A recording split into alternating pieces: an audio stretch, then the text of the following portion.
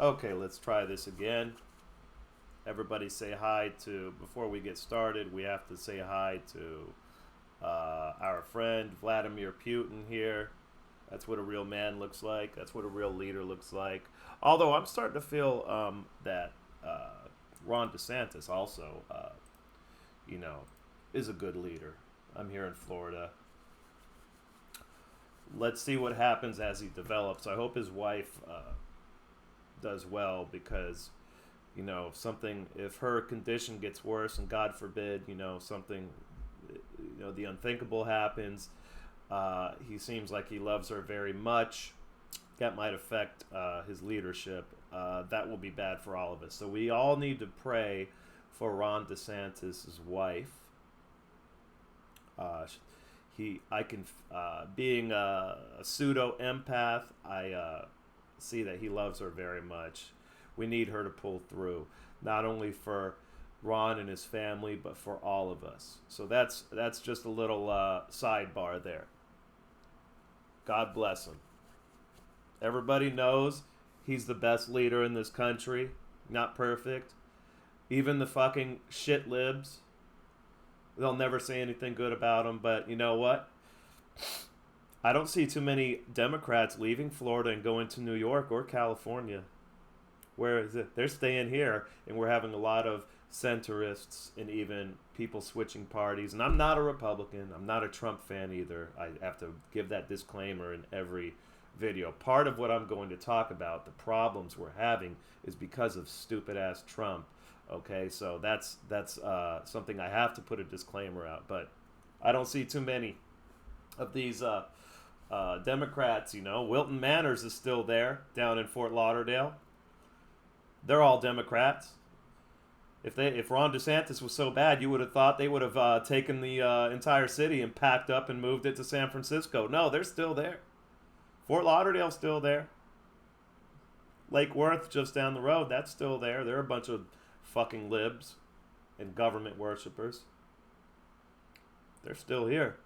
But I do see a lot of people who would have described themselves as fucking Democrats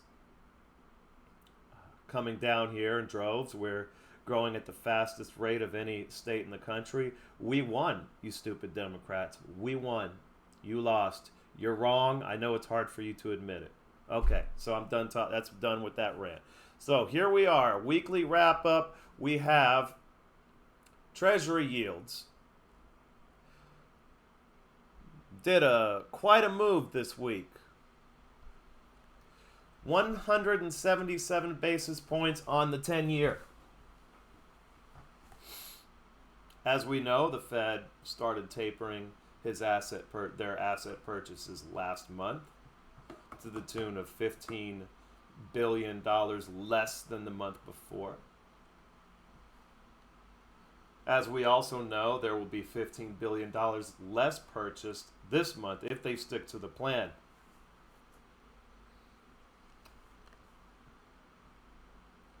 Okay, so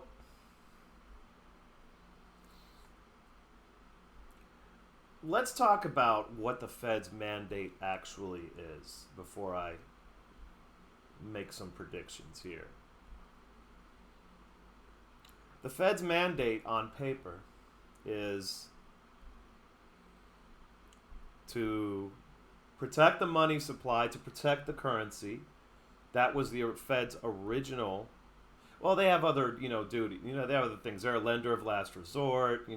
They're really there to prevent bank failures. That's really the reason the Federal Reserve Act was signed back in 1913, because of the panic. I think it was 1909 or 05, somewhere in the first decade of the 20th century. Okay, and the Fed's mandate was to protect the banks. Okay, because we all know they need protection. Back then, banking in the United States was probably a lot more of a ethical and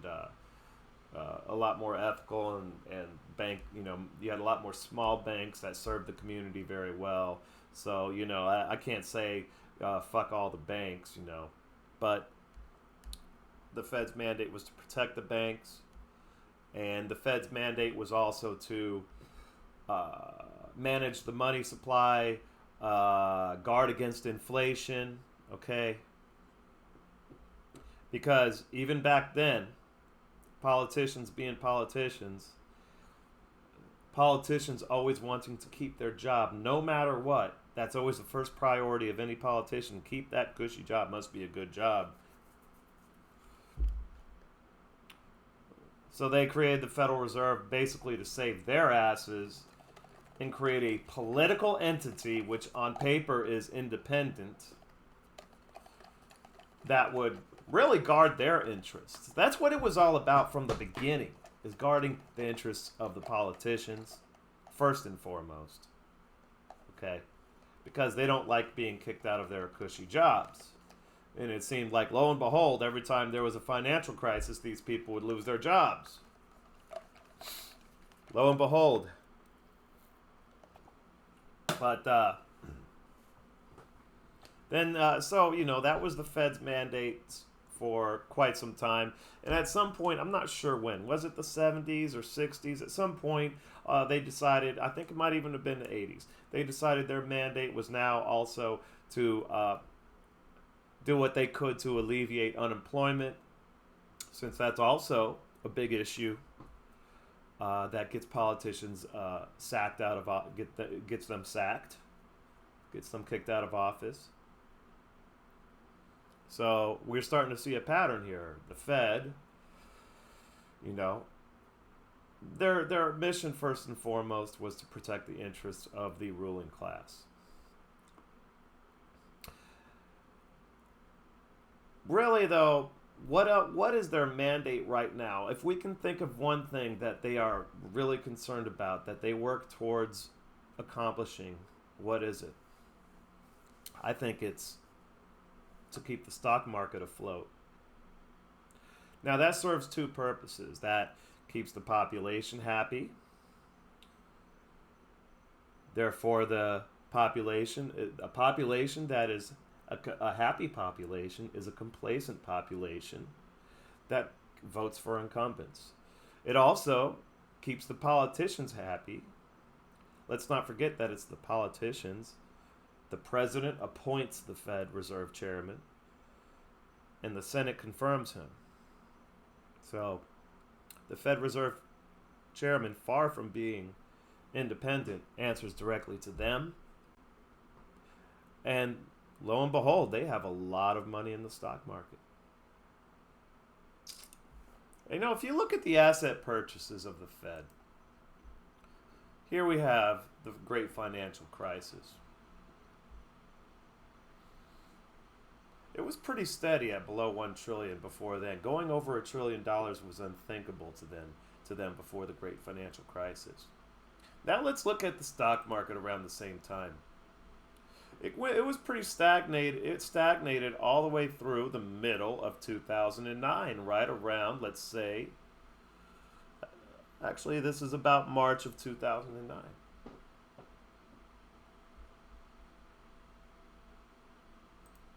Then the Fed starts.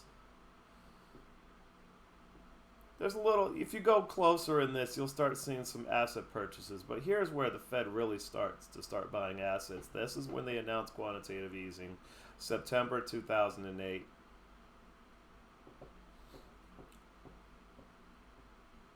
Okay? And there's nothing but quantitative easing since then. They tried to slow down asset purchases, 2009 June. And lo and behold, 2009 in June, you see a little dip right here. Look at that. Look at that little dip. You can just see the correlations very easily here. Here we have 2010, November, right around November. You start seeing them purchasing more assets again. Stock market, 2010, November. Let's go to November.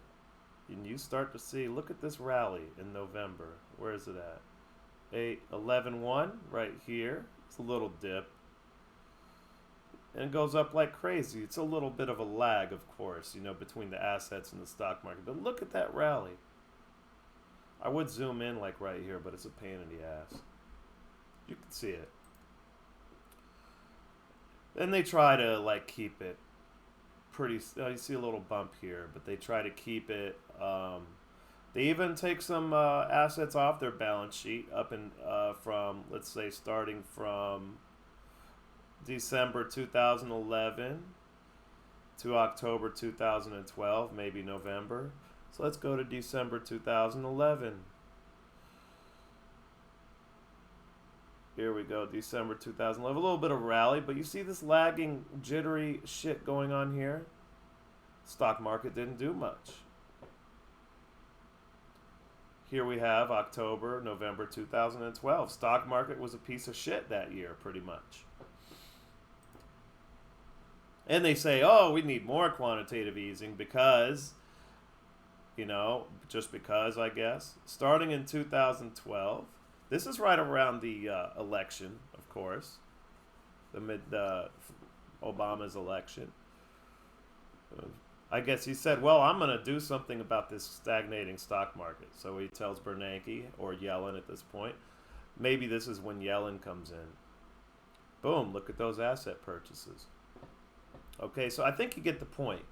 It's pretty easy to see the correlations. That's because the Fed's real mandate at this point, it has become keeping the stock market profitable, okay, mostly for the ruling class, the wealthy, the donors, and it also keeps the population happy, which helps protect the jobs of the politicians. So that's like my overall thesis. The overall thesis is the Fed's mandate is, and always was, to protect the jobs of the politicians underneath it all.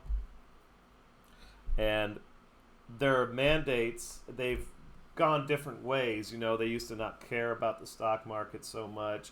But as of 2008, 2009, the winning formula to protect the jobs of the people who appoint and confirm the chairman, which trickles down to influencing the rest of the Federal Reserve, it has been the stock market that they're the most concerned about. So, with that information, and we see what's going on right now, first of all, with the treasuries, and then we can zoom into the stock market, the Dow Jones Industrial Average. It's pretty stagnant. You know, you had a quite a good year last year, but since, let's say, the highest point was November, and it hasn't gone above November 1. You see a lot of red, a lot of selling going on. At the Fed supposedly is going to taper.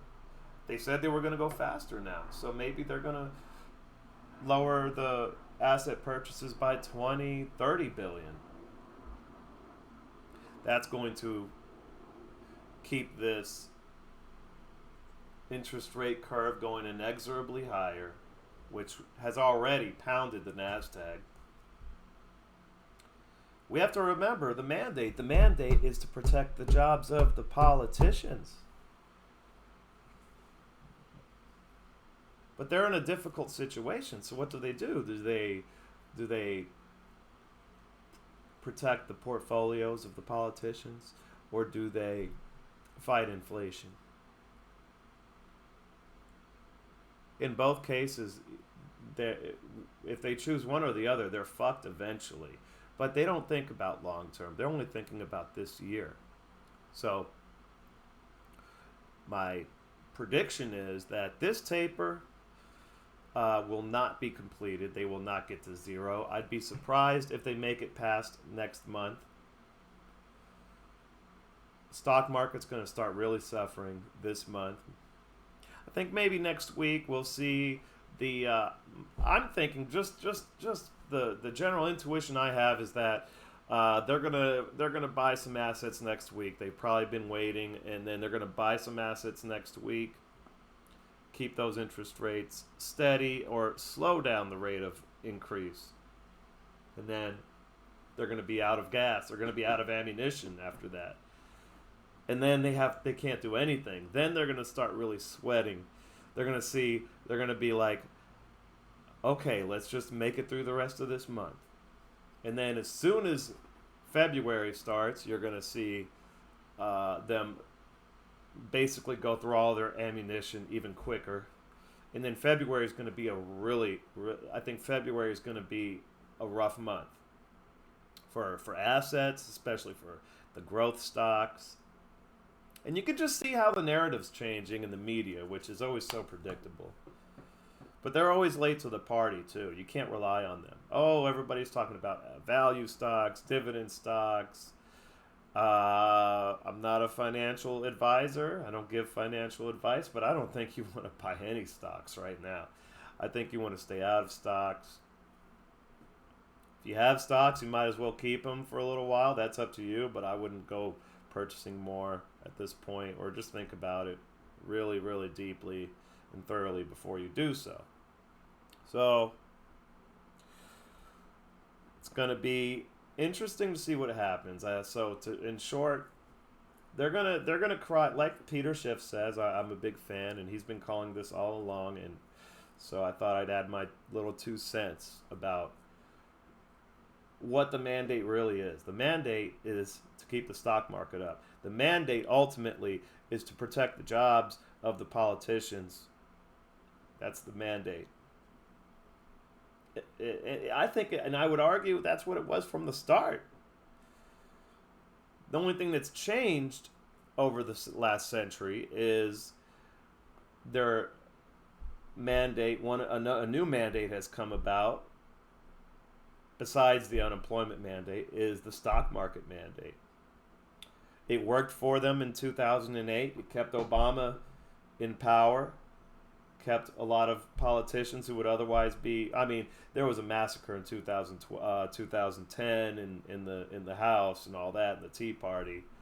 But overall, I would say they would have called it a success, at least as far as keeping Obama's job was concerned.